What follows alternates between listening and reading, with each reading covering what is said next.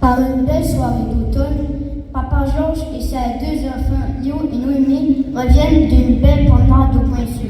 Papa, d'où est-ce qu'on vient? De Rive-la-Bas, voyons. Moi, je le sais, mais comme je dis longtemps, même autres, ça commence où? Je vais vous raconter comment nos ancêtres sont arrivés au Canada et comment notre village s'est bâti. Le quoi? Nos ancêtres, comme notre arrière, Que j'ai compris! grand-père.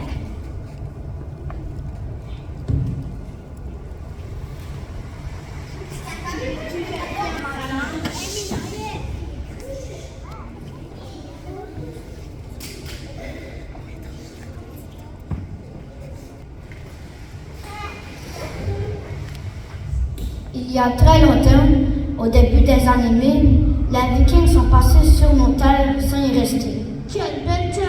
T'as raison, mon ami. On pourrait rester ici un peu. Oh, on va s'installer ici un petit bout.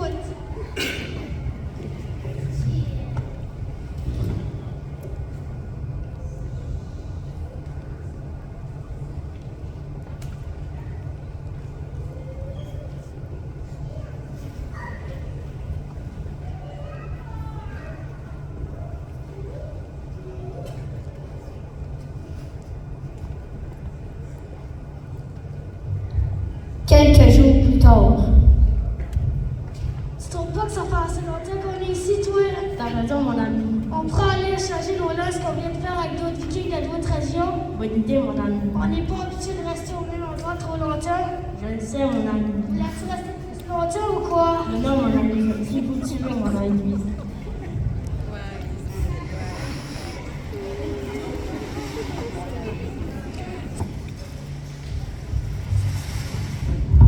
bien avant l'arrivée des Européens, l'Amérique du Nord était habitée par beaucoup de peuples. Plusieurs nations autochtones ont vécu et se sont développées, certaines ayant même constitué des empires. Parmi les peuples d'Amérique du Nord, il y avait les Inuits, les Hurons, les Algonquins, les Iroquois et les Sioux. Il a fait froid l'année passée, mon plus jeune a mal dormi. Je pense que c'est parce qu'il a eu froid. Bien, c'est pas prendre de sa belle forêt pour faire une couverte. Ah ben oui, la bonne idée. Quand on va finir de travailler ces fourrures-là, il faut pas oublier d'aller préparer les poissons pour les faire sécher. À parler de poisson, regardons là-bas, mais ça qu'il y a quelque chose pour nous autres. 10 minutes plus tard, Ok, là on va aller chercher les autres parce que le bateau s'approche pas mal. la moitié du village s'approche du bord de l'eau, inquiet de voir ce qui arrive.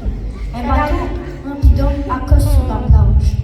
Regardons comment ça sent bien bizarre. Oh!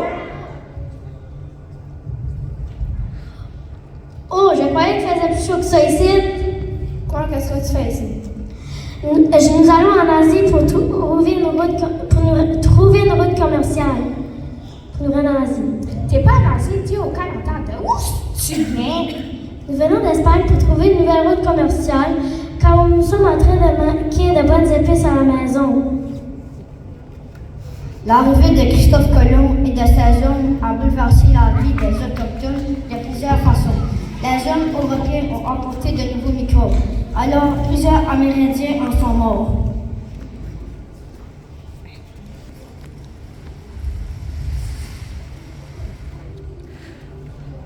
Oyez, je suis François, prenez pas de frêne, je déclare Jacques Cartier, responsable de plusieurs musiciens, pour trouver nos routes vers l'Asie, mais aussi pour découvrir de nouvelles richesses et pour coloniser.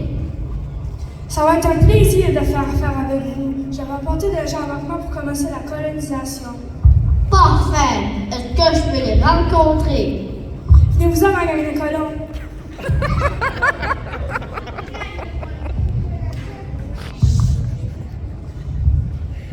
Ok, moi j'embarque là, mais comment tu fais pour être certain que tu vas nous emmener à la bonne place? À l'aide de mes cartes. Quelle carte? C'est les cartes de fête. Les cartes que j'ai créées du Golfe et du fleuve Saint-Laurent. Je suis le premier à avoir créé des cartes de ce territoire. Vous êtes au courant que des Autochtones habitent déjà ce territoire. Alors nous allons propager la foi catholique avec eux. Jacques Cartier, son équipage et sa gang de colons s'embarquaient plusieurs longs voyages vers le Nouveau Monde.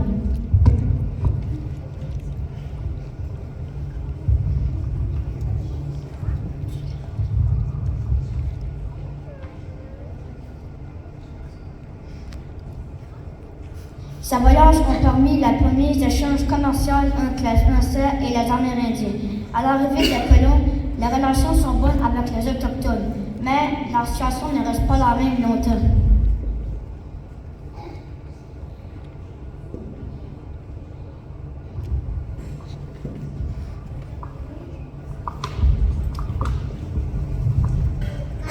Nous avons planté une croix ici pour dire que le territoire nous appartient à cette heure.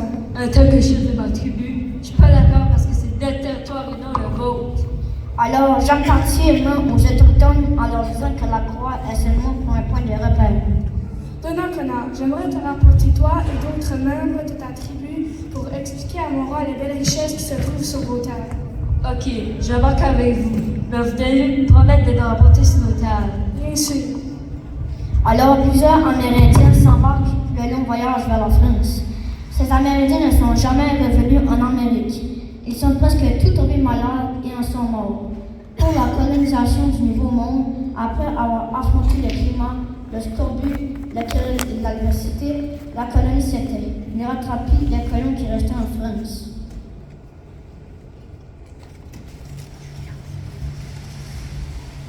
Après la défaite de colonie de Jacques Cartier, un autre explorateur, cartographe nommé Samuel de Champlain tente à son tour de coloniser ce nouveau monde. Il n'y a pas assez de grains de fût pour nous. Nous allons déchirer ces terres, bâtir des maisons, planter du blé et coloniser. Oui, on est prêt pour ce défi. Une chose qu'on a watché sur des vidéos de bricolage sur YouTube pendant notre voyage. Pendant que les gens travaillent à déchiffrer et construire, ils réussissent à créer des bons liens avec la tribu amérindienne des Wendat.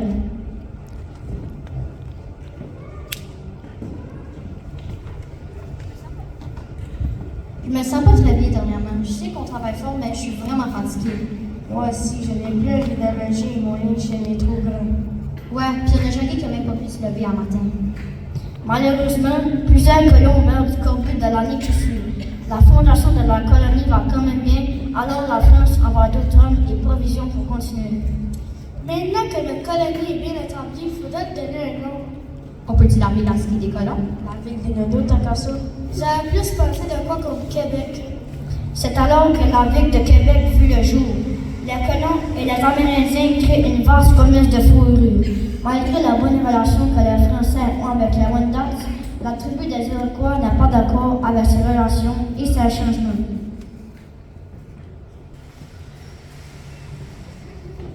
En tant que chef de tribu iroquois, je déclare la guerre aux Wendat parce qu'on fait affaire avec les Français. Quelques mois plus tard, les Wendats sont vécus par les Iroquois.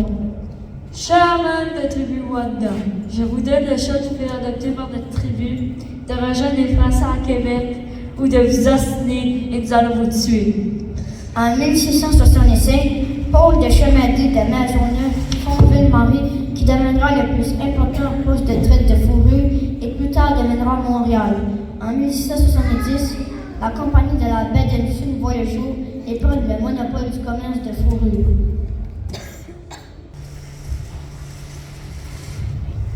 Maintenant, c'est au tour des Anglais de venir coloniser. Ils apportent plus de 2000 colons et fondent la ville d'Halifax. Ils aimeraient bien agrandir leur territoire et prendre possession des terres des Français. We don't have enough, we need more. It is it. We just have to take the French terms. How? Challenge them to do a TikTok challenge? Good idea, but I think we just need to go into drilling. Après plusieurs batailles, l'Acadie tombe aux mains des Anglais. Les Anglais demandent aux Acadiens de faire un serment d'allégeance à la Grande-Bretagne. Le serment d'allégeance disait que les Acadiens devaient renoncer à leur nom et leur religion pour rester sur leur terre. Jamais je vais faire serment d'allégeance. Je vais garder ma langue et ma religion. Je ne suis pas d'accord. You have to if you want to stay here.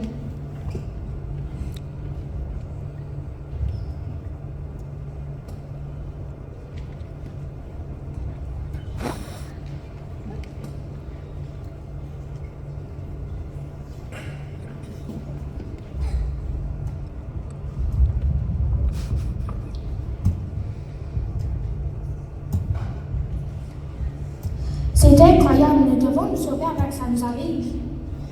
J'ai entendu dire que si nous ne faisions pas de serment d'allégeance, qu'il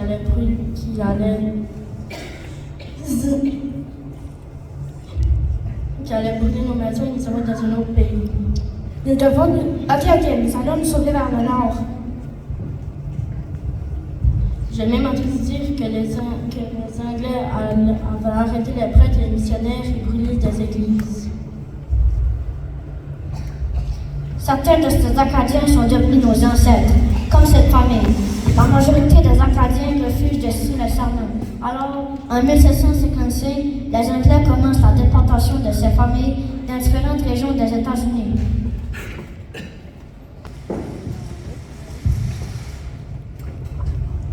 You have to go on the boat now. Jamais sans mon mari. Put the women on another boat.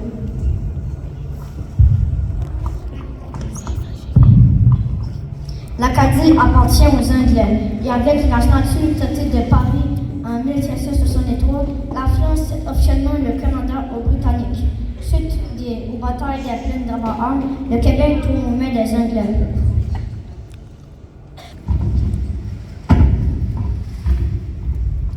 L'arrivée des loyalistes aura pour conséquence la formation du Nouveau-Brunswick et du Haut-Canada. Les Britanniques se rendent au Pacifique et veulent coloniser l'Ouest, ce qui crée des conflits et des guerres avec les Amérindiens déjà sur leur territoire. Le Canada est maintenant divisé en deux, soit le Haut-Canada plus à l'ouest est majoritairement anglais, le Bas-Canada plus à l'est est majoritairement français. Dans les années qui viennent, les systèmes de politique plus démocratiques sont instaurés en 1867. L'acte de l'Amérique du Nord permet aux anciennes colonies britanniques d'obtenir leur autonomie, alors la formation du pays, du Canada et de certaines provinces comme le Québec, l'Ontario, le Nouveau-Brunswick et la Nouvelle-Écosse. Par la suite, le gouvernement canadien signe des traités avec les Premières Nations pour créer des réserves. Le gouvernement voulait les terres des Amérindiens en leur promettant des services. Les Amérindiens qui voulaient pouvoir voter au niveau fédéral devaient volontairement recenser à leurs droits et leur culture.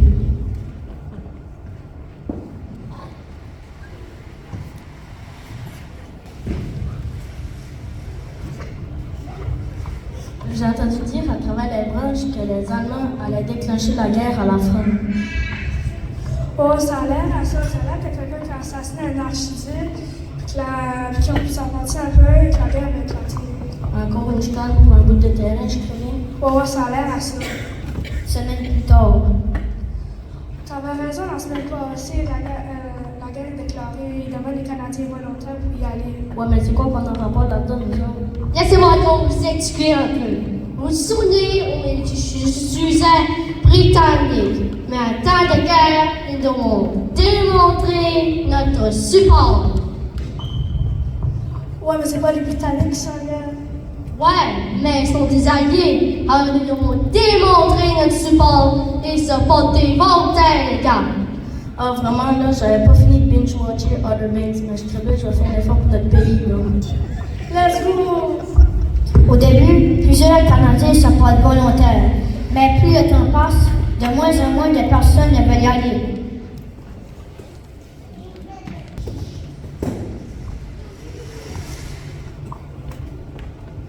Artemis, ouvre la radio, le ministre va faire une annonce. Ceci est un message important de notre Premier ministre Robert Burton. Bonjour, chers citoyens canadiens. Je suis déçu de voir le nombre à la baisse de soldats volontaires.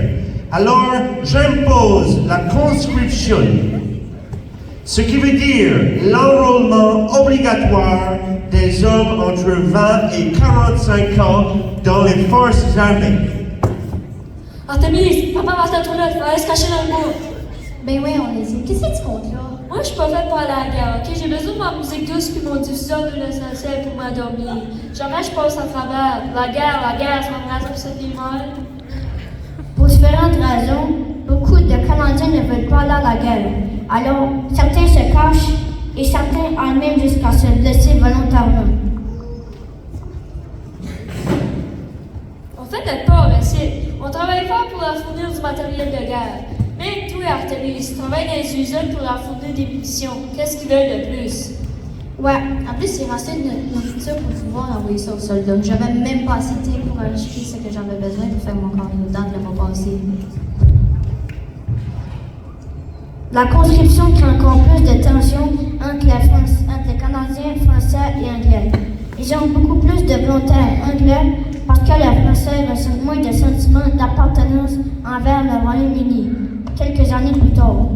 Hey, c'est fini, ma femme. Aujourd'hui, le 11 novembre 1918, c'est fini.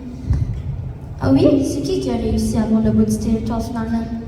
Ouf, ça a commencé avec ça, mais c'était un peu comme nous chicanes. Ça commence avec une niaiserie, puis ça finit plus. Mais la France, grâce à ses alliés, a réussi avec les Allemands.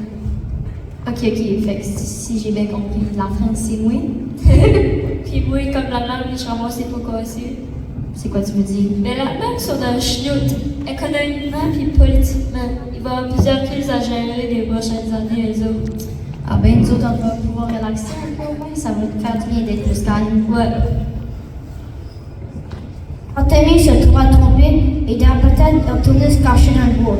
La grippe espagnole prend de l'ampleur et devient une pandémie. Elle tue environ 50 000 Canadiens entre 1918 et 1920.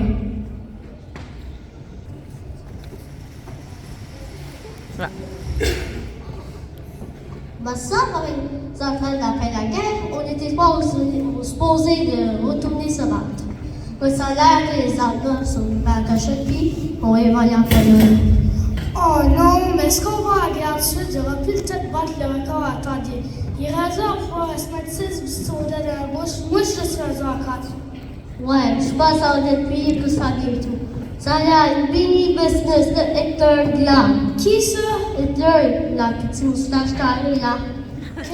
Lui qui a le bras là? Ouais, monsieur.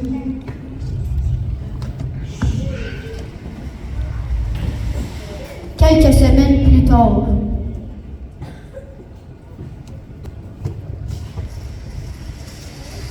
J'aimerais bien manger mes biscuits de schmuck. Ouais, ça pique que ça bientôt. On sait rien au fond. J'ai su qu'on n'était même pas supposé d'aller se battre, mais le premier ministre nous a envoyé pareil. J'ai dit ça il y a fait un sondage. Puis 60% de la population canadienne veut qu'on y aille en guerre. Mais dans les Français, ça ne va pas passer. C'est vraiment différent au Québec. Le premier ministre William Lyon Mackenzie décide de participer à la guerre pour soutenir le Royaume-Uni. Sur une base volontaire de soldats, malheureusement, la demande en hommes fut trop grande et il met en place la conscription. Ça crée le même conflit entre les Français et les Anglais que la Première Guerre. Au pays, ça ressemble aussi à la Première Guerre. Le gouvernement contrôle les prix, les salaires, les médias, rationne les familles et envoie les femmes des usines.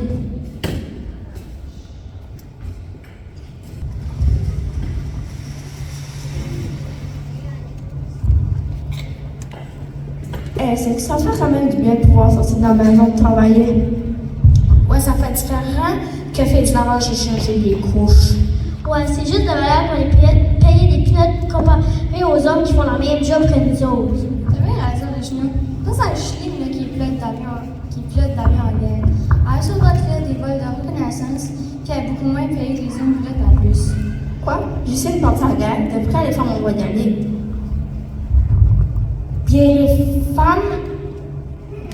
Bien les femmes et les femmes pilotes ont eu tout le temps le droit de travailler des communications. Oh, bah, voir ça, Roulana. T'as été bonne pour aller travailler la communication. T'es la comédie du Nord. C'est pas vrai, ça. Ah, j'ai oublié de vous dire une tantôt. La fille m'a envoyé ça pour moi seule. Ça a l'air qu'elle veut rester son mari pour aller faire une carrière d'influenceuse. On l'a dit de faire son point. Apparemment, une voisine, la mienne, elle travaille tellement fort. Elle travaille les champs et les jardins. Elle cultive et récolte pour envoyer aux soldats à la guerre. Ben, au moins, elle apprend du soleil. Elle peut informer ici comme nous autres. Le Canada a été très actif durant la Deuxième Guerre mondiale. Les soldats ont participé à plusieurs batailles. Plus d'1 million de soldats ont participé. 55 000 sont revenus blessés et 40 000 sont morts.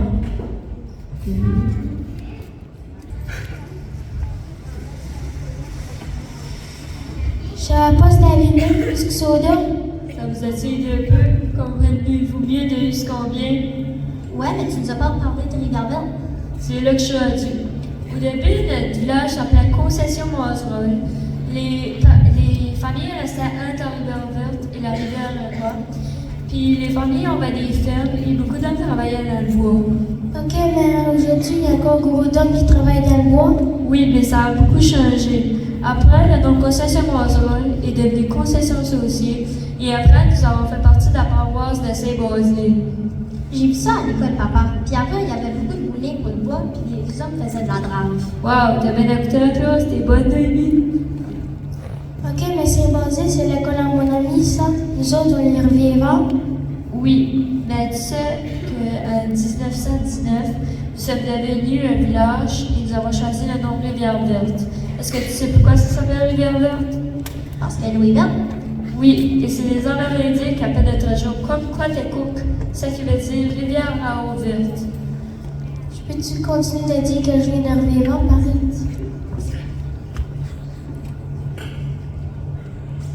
Bon, en fait, on parle d'Arvivant.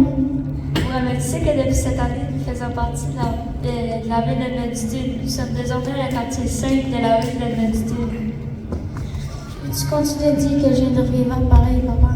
Bien oui, c'est normal que tu aies envie de le dire. On a tous un grand sentiment d'appartenance dans notre village et c'est pourquoi il était important de continuer à compter notre histoire.